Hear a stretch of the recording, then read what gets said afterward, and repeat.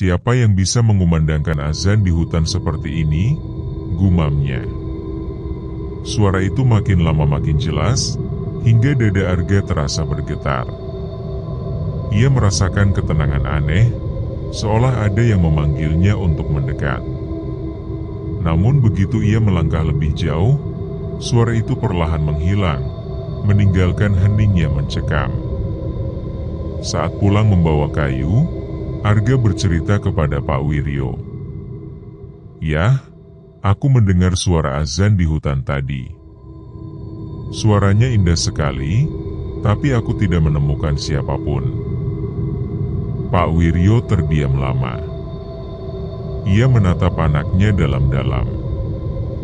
"Itu pertanda, Nak. Hutan larangan ini bukan hutan biasa.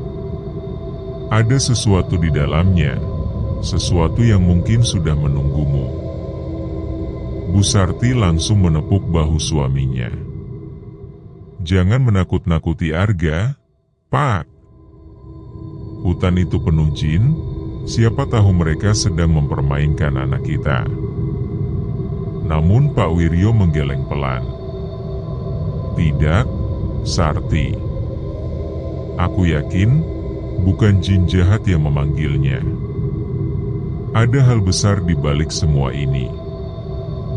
Malam harinya, suara bisikan itu kembali datang. Kali ini lebih jelas, seperti seseorang berbicara tepat di telinga Arga. "Arga, masuklah, jangan takut, kebenaran ada di dalam." Arga terlonjak dari tidurnya. Keringat dingin membasahi pelipisnya. Ia memandang kedua orang tuanya yang masih tidur pulas, lalu menatap hutan larangan dari jendela kecil gubuk. Dadanya berdegup kencang. Ada rasa takut, tapi juga ada rasa penasaran yang tak bisa ia tolak. Apakah aku harus masuk lebih dalam ke hutan itu? Apa sebenarnya yang menungguku di sana? Pikir Arga, tak bisa tidur hingga fajar menyingsing. Pagi itu, kabut masih tebal menyelimuti hutan. Embun menetes dari ujung dedaunan, dan suara-suara burung terdengar samar di kejauhan. Arga berdiri di depan gubuknya, membawa sebilah parang dan seutas tali di pinggang. Wajahnya tegang, matanya penuh tekad. Pak Wiryo memperhatikan dari tempat tidurnya. "Arga, kau mau kemana pagi-pagi begini?" Arga menunduk, ragu sejenak, lalu menjawab lirih, "Aku ingin masuk lebih dalam ke hutan, Yah." Suara-suara itu terus memanggilku. Aku ingin tahu apa yang sebenarnya ada di sana. Bu Sarti yang baru saja keluar membawa segayung air langsung panik. "Jangan, Nak. Jangan sekali-kali kau masuki hutan larangan. Tidak ada seorang pun yang pernah kembali jika nekat masuk. Kau mau celaka." Arga menatap ibunya dengan lembut. "Bu, kita sudah kehilangan segalanya. Aku tidak bisa hanya duduk diam. Mungkin ini jalan yang Allah tunjukkan untuk kita. Percayalah padaku." Pak Wiryo menghela napas berat. Matanya berkaca-kaca, tapi ia mencoba tegar. "Kalau itu keputusanmu, Nak, pergilah. Tapi ingat, jangan tinggalkan sholat, jangan lupa berdoa. Apapun yang terjadi di dalam sana, hadapilah dengan iman." Arga menggenggam tangan ayahnya erat-erat, lalu mencium punggung tangan ibunya. "Doakan aku, Bu. Aku akan kembali." Menembus kabut, memasuki hutan larangan. Semakin dalam ia melangkah, suasana semakin aneh. Udara dingin menusuk, tapi entah mengapa tubuhnya tidak menggigil. Burung-burung berhenti berkicau, seakan seluruh hutan menunggu kehadirannya. Tiba-tiba, suara gemericik air terdengar.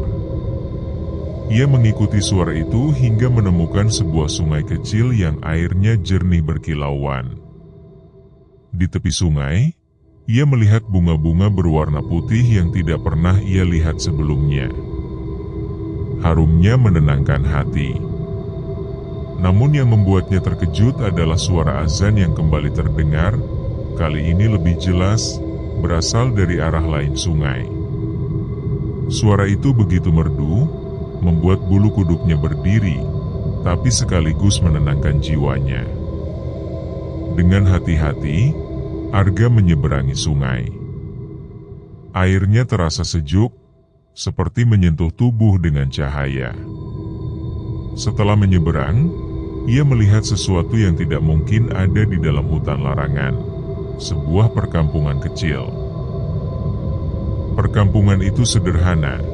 Rumah-rumah panggung dari kayu berdiri rapi, dikelilingi kebun dan sawah yang hijau. Orang-orang berjalan dengan wajah teduh, ramah, dan berpakaian sopan. Anak-anak berlarian sambil tertawa, sementara beberapa pria tampak sedang bekerja mengangkat kayu untuk membangun rumah. Arga tertegun. Apakah aku sedang bermimpi?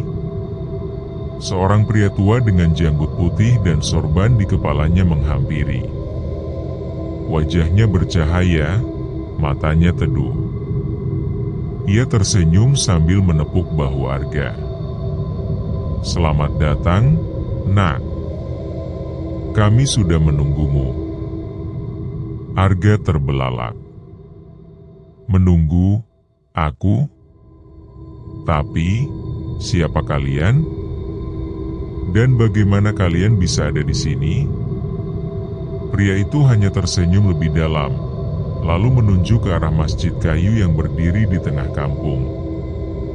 "Semua pertanyaanmu akan terjawab. Tapi pertama, ikutlah kami sholat berjamaah." Arga merasa tubuhnya bergetar. Ia melangkah mengikuti pria tua itu, sambil dalam hatinya bertanya-tanya, apa sebenarnya yang sedang aku masuki? Apakah ini nyata, atau hanya hayalan? Namun satu hal yang ia tahu pasti, perjalanan hidupnya baru saja memasuki babak baru. Arga melangkah dengan hati-hati, mengikuti pria tua berjanggut putih yang memperkenalkan dirinya sebagai Ki Samad, salah satu sesepuh kampung itu. Udara di perkampungan terasa berbeda, sejuk, teduh, dan penuh ketenangan yang tidak pernah Arga rasakan sebelumnya. Rumah-rumah kayu berdiri rapi, dan setiap orang yang lewat selalu tersenyum kepadanya. Beberapa bahkan mengucapkan salam dengan ramah. "Assalamualaikum, Nak." "Waalaikumsalam," jawab Arga terbata, bingung tapi kagum. Ki Samad menuntunnya menuju sebuah masjid kayu sederhana dengan kubah kecil di atasnya. Dari dalam masjid, suara lantunan ayat suci Al-Quran terdengar lembut, membuat hati Arga bergetar. "Masuklah, Nak." Waktu zuhur hampir tiba, ujar Ki Samad. Suasana semakin menenangkan. Tikar pandan tersusun rapi, udara harum oleh wangi kayu cendana. Orang-orang duduk dengan wajah teduh, sebagian berzikir, sebagian membaca Al-Quran. Arga duduk di syaf belakang, merasa canggung. Apakah aku pantas berada di sini? Siapa sebenarnya mereka semua? Ketika iqamah dikumandangkan, Arga ikut berdiri.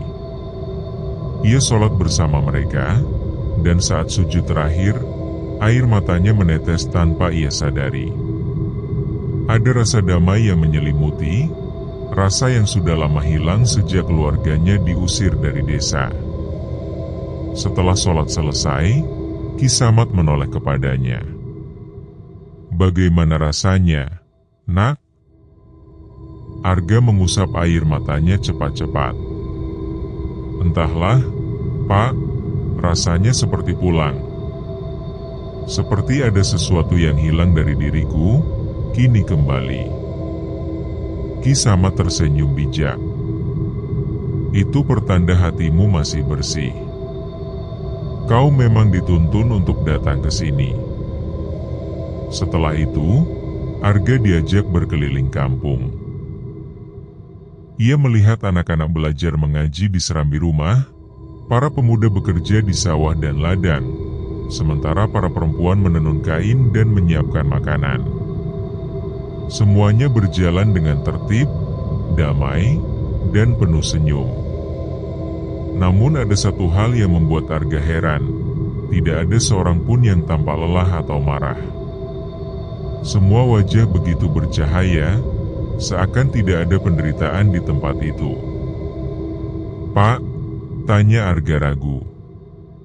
Siapa sebenarnya kalian?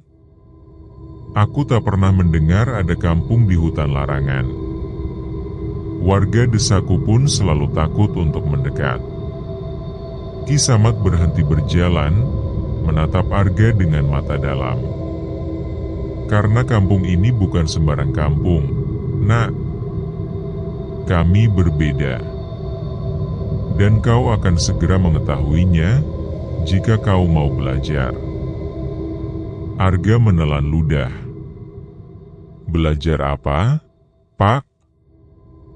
Belajar mendekat kepada Allah. Belajar menguatkan iman. Dan belajar menerima takdir yang sudah ditentukan untukmu. Arga terdiam. Kata-kata itu membuat dadanya bergetar, seolah ada sesuatu yang menunggu di depan, sesuatu yang besar. Sore itu, Arga dipersilakan makan bersama warga kampung. Nasi hangat, sayur bening, dan lauk sederhana tersaji di atas daun pisang. Rasanya nikmat luar biasa. Saat makan, orang-orang berbincang penuh canda dan tawa, membuat Arga hampir lupa dengan semua kesedihan yang dialaminya. Namun dalam hati kecilnya, ada rasa penasaran yang semakin kuat. Apa rahasia kampung ini? Mengapa aku merasa begitu tenang di sini, padahal semua orang selalu mengatakan hutan larangan itu penuh bahaya? Ketika malam tiba, Ki Samad memanggilnya ke rumah panggungnya. Lampu minyak kecil menerangi ruangan, dan suasana hening. Arga, ucap Ki Samad serius, kau harus tahu sesuatu. Kampung ini bukan kampung manusia biasa. Kami adalah kaum jin. Tapi jin muslim, jin yang taat kepada Allah. Arga terbelalak, darahnya serasa berhenti mengalir. Apa? Jin? Ki Samad mengangguk pelan. Benar, Nak. Jangan takut. Kami menerimamu karena kami tahu hatimu bersih, dan kau ditakdirkan untuk sesuatu yang besar. Keringat dingin membasahi tengkuknya. Dunia seakan berputar. Ia ingin lari, tapi kakinya tak bisa bergerak. Kenapa? Kenapa aku yang dipilih? Suaranya bergetar. Ki Samad menepuk bahunya lembut. Karena suatu hari, kau harus kembali ke desamu, dan menyelamatkan mereka dari kegelapan. Sejak pagi buta, Arga sudah terbangun oleh suara lantunan ayat suci yang bergema dari masjid kayu kecil di tengah kampung. Udara terasa sangat segar, embun masih menempel di dedaunan, dan cahaya matahari perlahan menembus celah pepohonan. Ia duduk di serambi rumah Ki Samad, masih bingung dengan semua yang ia alami. Jin, mereka semua jin? Tapi mengapa aku merasa damai di sini? Bukankah jin biasanya menakutkan? Tak lama, Ki Samad keluar dengan tongkat kayu di tangannya. bangun lebih pagi, nak. Itu tanda hatimu mulai terbuka. Ayo, ikut aku. Arga berdiri, meski tubuhnya masih agak lemas. Mereka berjalan menuju sebuah lapangan kecil di pinggir kampung. Beberapa pemuda kampung, yang wajahnya tampan tapi matanya seolah menyimpan cahaya aneh, sudah berkumpul di sana. Mulai hari ini, kau akan belajar bersama mereka, kata Ki Samad. Tapi pelajaranmu berbeda. Kau manusia, maka ujianmu juga lebih berat. Arga mengangguk, meski hatinya penuh keraguan.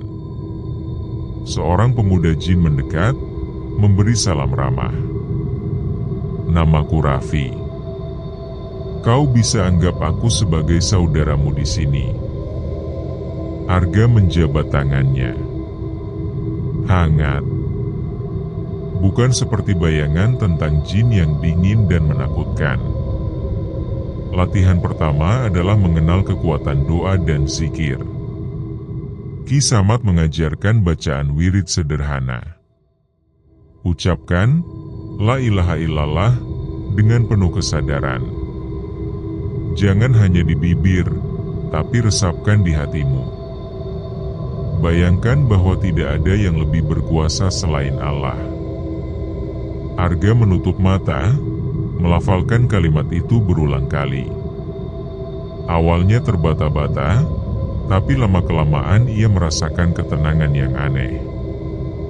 Suara burung, hembusan angin, bahkan suara dedaunan seperti ikut berzikir bersamanya.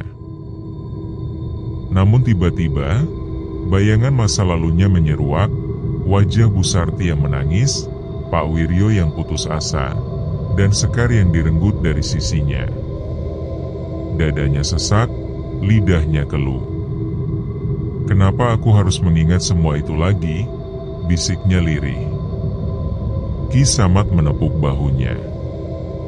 Karena hatimu masih terikat dengan luka. Ingat, Arga, doa dan zikir bukan untuk melupakan, tapi untuk menguatkanmu menghadapi kenyataan. Air mata menetes di pipi Arga.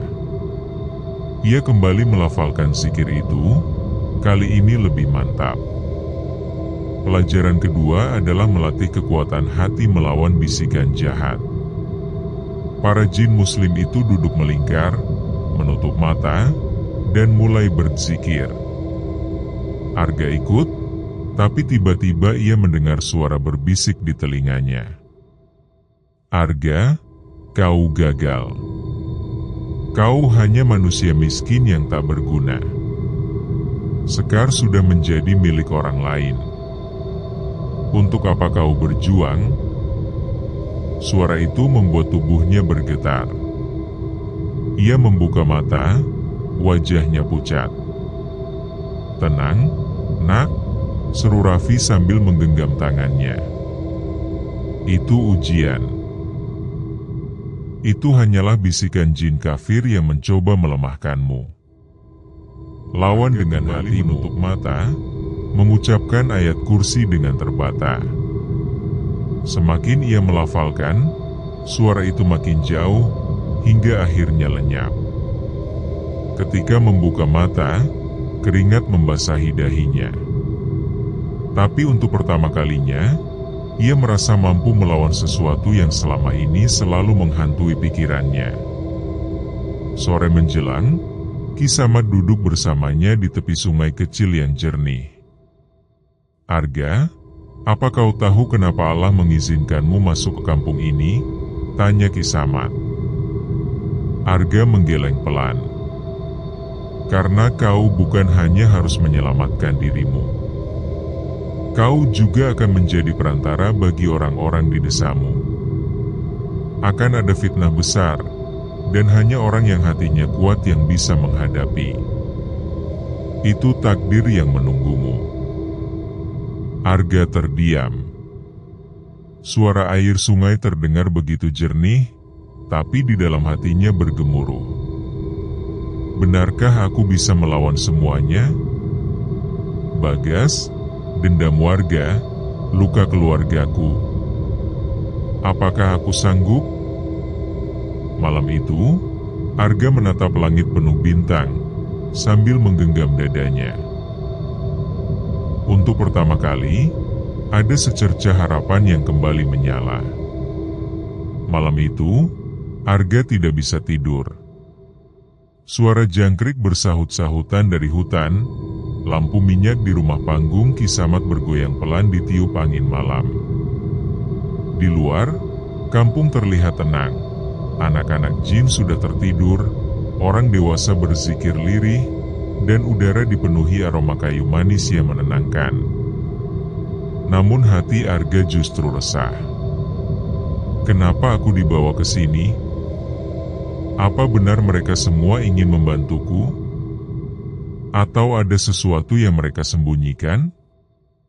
Arga bangkit dari tikarnya, keluar rumah. Di kejauhan, ia melihat cahaya samar dari sebuah bangunan kecil di ujung kampung, di balik deretan pohon beringin tua.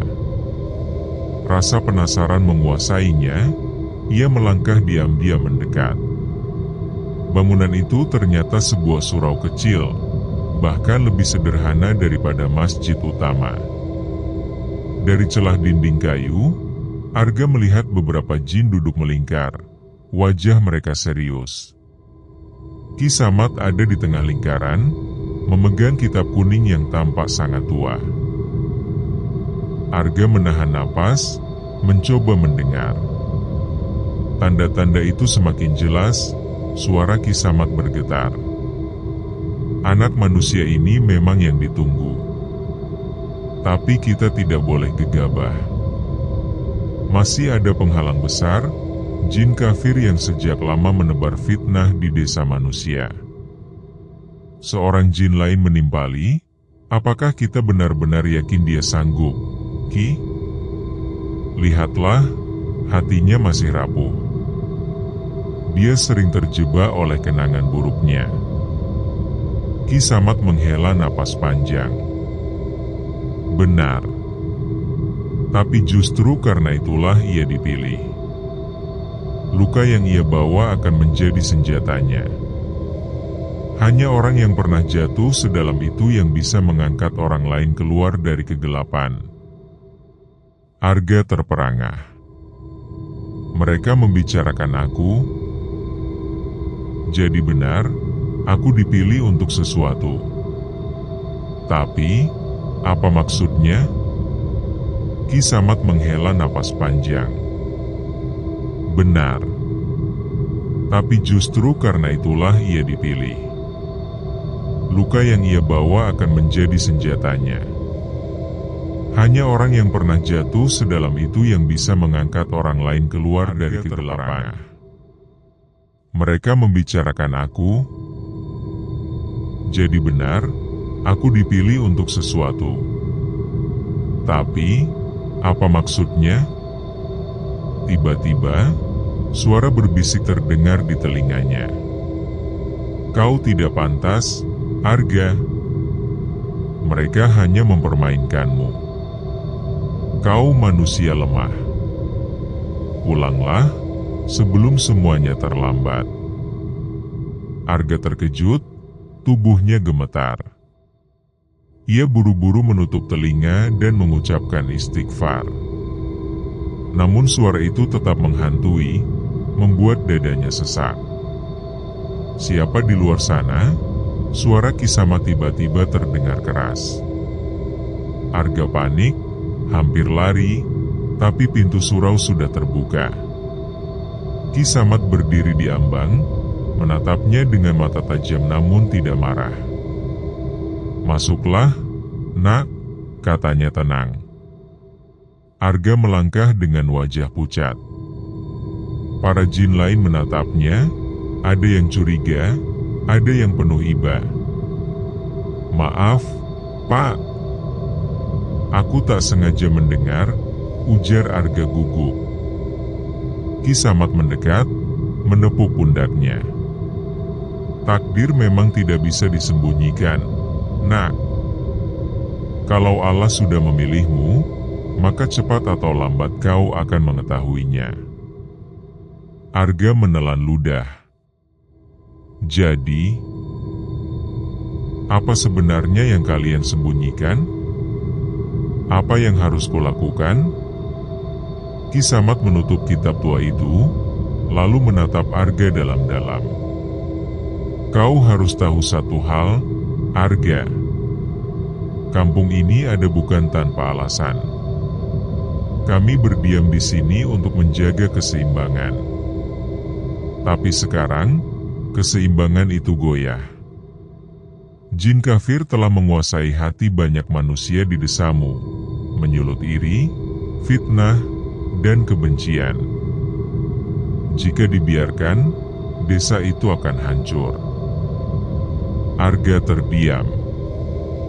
Bayangan wajah warga yang pernah memukulinya, gosip jahat, dan tawa Bagas terlintas di pikirannya. Dan kau, Arga, Ki Samat melanjutkan dengan suara berat, adalah kunci untuk menghentikannya. Arga ternganga, dadanya berdebar keras. Tapi aku hanya manusia biasa. Aku bahkan gagal melindungi orang tuaku, gagal menjaga Sekar. Bagaimana mungkin aku bisa melawan sesuatu yang bahkan manusia lain tidak lihat? Ki Samat menatapnya dengan sorot penuh keyakinan. Karena kau tidak sendirian, Nak. Kami akan mendampingimu. Tapi ingat, jalan ini berbahaya. Bisa jadi kau akan kehilangan nyawamu.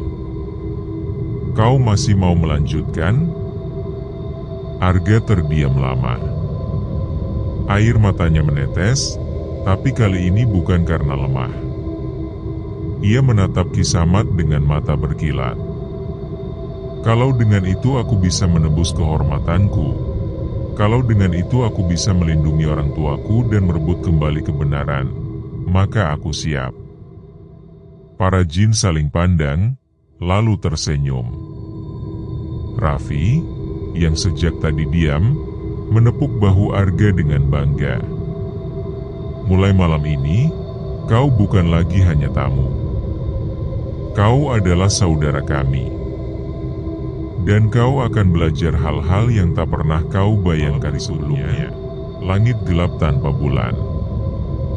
Hanya cahaya obor minyak yang berjejer di jalan kampung, menciptakan bayangan aneh di dinding rumah kayu. Arga berdiri di lapangan kecil, bersama Ki Samat dan beberapa pemuda jin. Jantungnya berdegup cepat.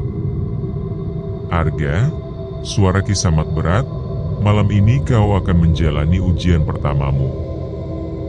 Kau harus membuktikan bahwa hatimu cukup kuat untuk menerima amanah. Arga menelan ludah. Ujian apa, Pak? Ki Samat menunjuk ke arah hutan gelap di sisi kampung. Kau akan masuk ke sana sendirian. Hutan itu penuh dengan bisikan dan bayangan, ciptaan jin kafir yang ingin melemahkan imanmu. Kau harus melewati hutan itu, dan kembali dengan membaca ayat kursi tanpa terputus. Jika berhasil, kau akan selamat. Jika gagal, Arga menggigil. Jika gagal, Ki Samat menatapnya tajam. Mereka akan menguasai hatimu. Dan kau tidak akan pernah kembali. Raffi mendekat, menepuk bahu Arga. Jangan takut, saudaraku.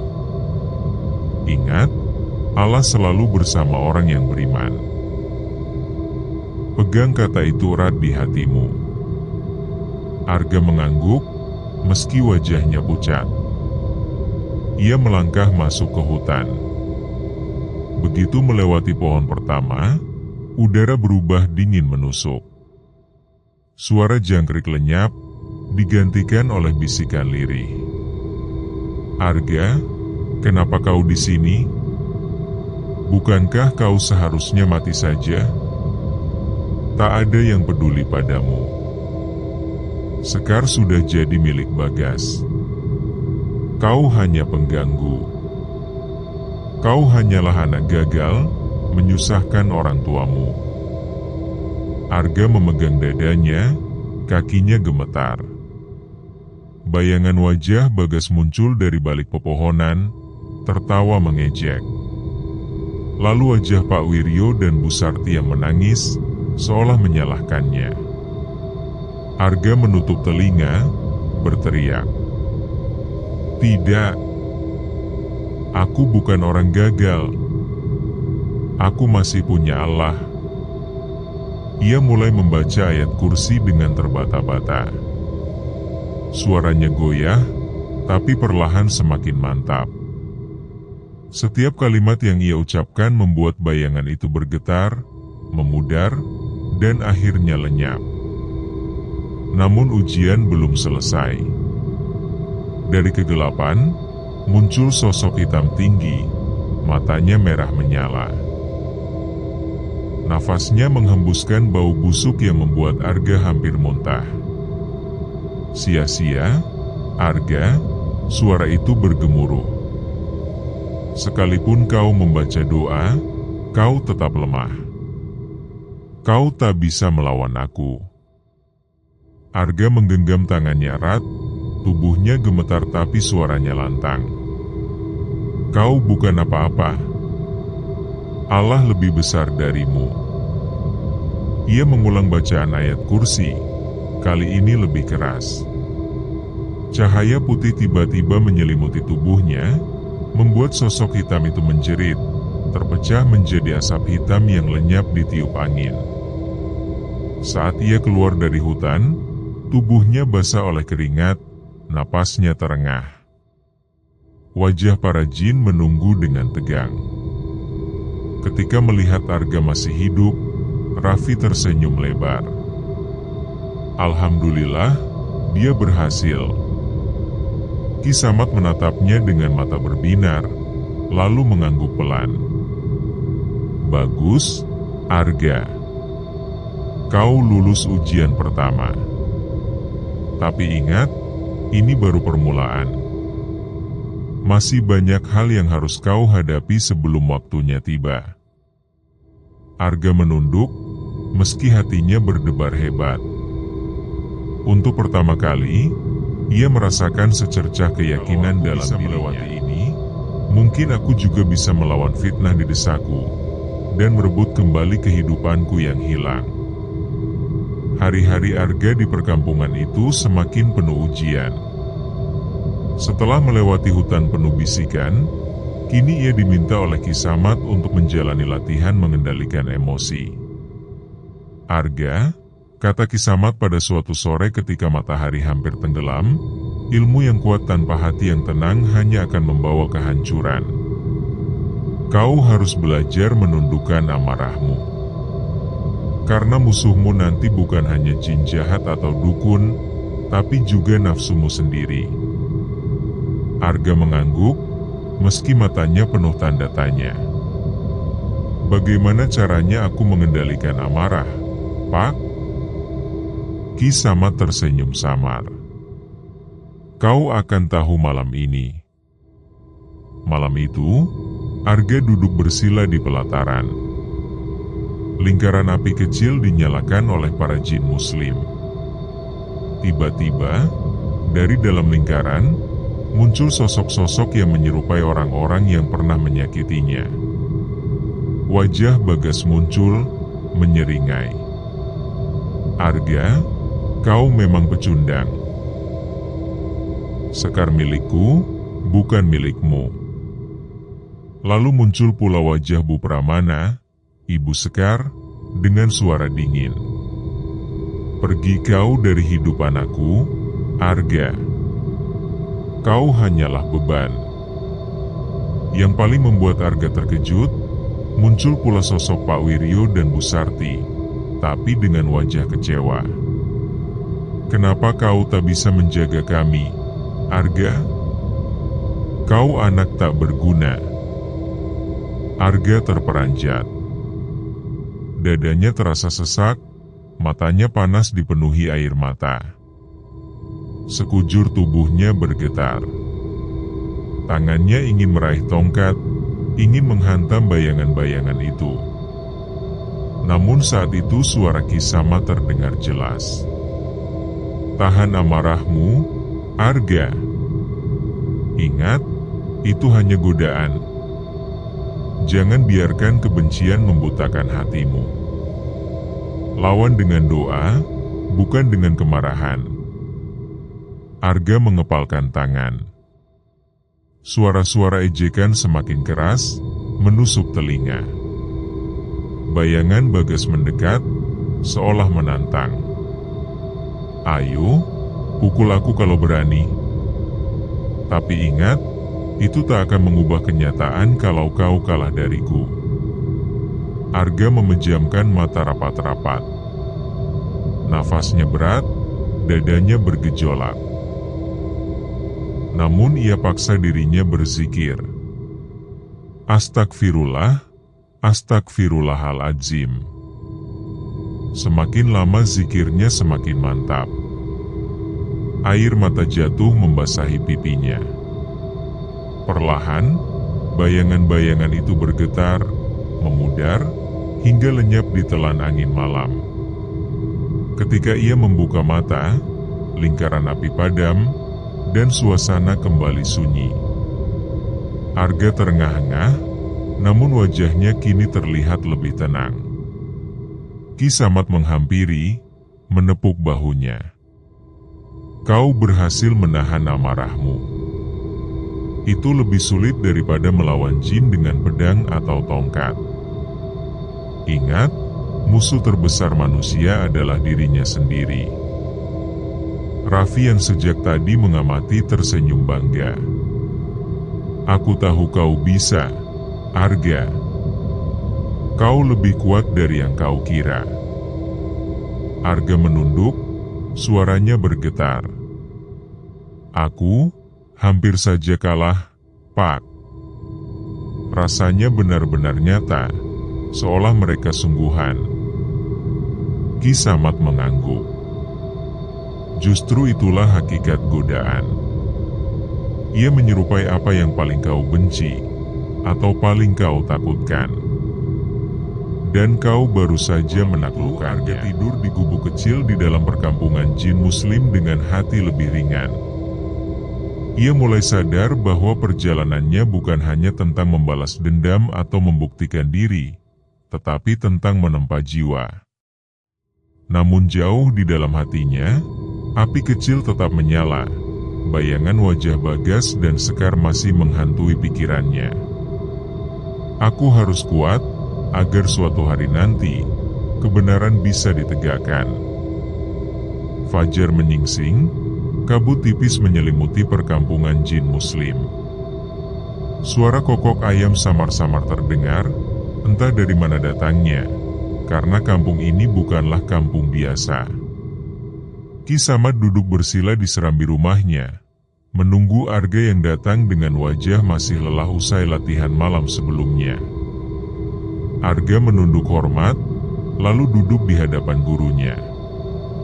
Arga, ujar Ki Samad dengan nada teduh, kau sudah melalui 2 ujian besar, keberanian dan pengendalian amarah. Kini saatnya kau menempuh laku penguatan jiwa. Kau harus mengisi hatimu dengan doa, dan tubuhmu dengan kesucian. Karena tanpa itu, ilmu hanya akan jadi debu. Arga menatap Ki Samad penuh perhatian. Apa yang harus aku lakukan, Pak? Ki Samad tersenyum tipis. Hari ini kau akan dimandikan dengan air bunga yang sudah aku bacakan doa. Air itu bukan sekadar penyucian tubuh, melainkan penutup pintu bagi segala kotoran batin yang menempel padamu. Raffi membawa sebuah kendi besar berisi air bercampur 7 macam bunga. Wangi harum merebak, bercampur dengan hawa hening pagi itu. Arga menatap kendi itu dengan sedikit canggung. Berdirilah di bawah pohon besar itu, perintah Ki Samad. Arga mengikuti. Raffi perlahan menuangkan air bunga itu ke tubuh Arga, mulai dari kepala, bahu, lalu seluruh badan. Arga menggigil, bukan karena dingin, melainkan rasa aneh yang merambat ke jantungnya. Setiap tetesan air terasa seolah menyingkirkan beban berat yang selama ini ia pikul. Wajah-wajah penghinaan warga desa, fitnah yang menjerat keluarganya, hingga rasa kecewa kepada Sekar.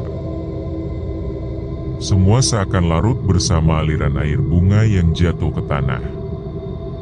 Ki Samad berdiri sambil melantunkan doa, suaranya berat dan khusyuk.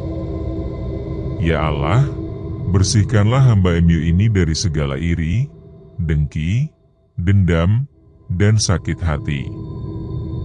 Jadikan tubuhnya kuat, hatinya tenang, dan jiwanya tunduk pada MU.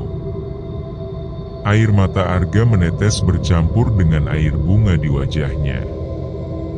Ia berbisik lirih, "Ya Allah, jangan biarkan aku goyah lagi." Setelah mandi ritual, Ki Samad memanggil Arga ke dalam rumah. Di ruangan sederhana yang penuh kitab dan aroma kayu gaharu, Ki Samad memberikan sebuah kitab kecil bertuliskan huruf Arab gundul. Ini wirid khusus. Kau harus membacanya setiap selesai sholat. Jangan terlewat satu hari pun. Dan mulai malam ini, kau akan berpuasa, bukan hanya menahan lapar dan haus, tapi juga menjaga lisan, hati, dan pikiran dari segala keburukan. Arga menerima kitab itu dengan tangan bergetar. Apakah aku sanggup? Ki Samad menatap matanya dalam. Bukan soal sanggup atau tidak, Arga.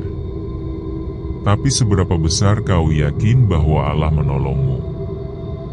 Ingat, ilmu sejati bukan datang dari guru atau kitab, melainkan dari keridaan Allah.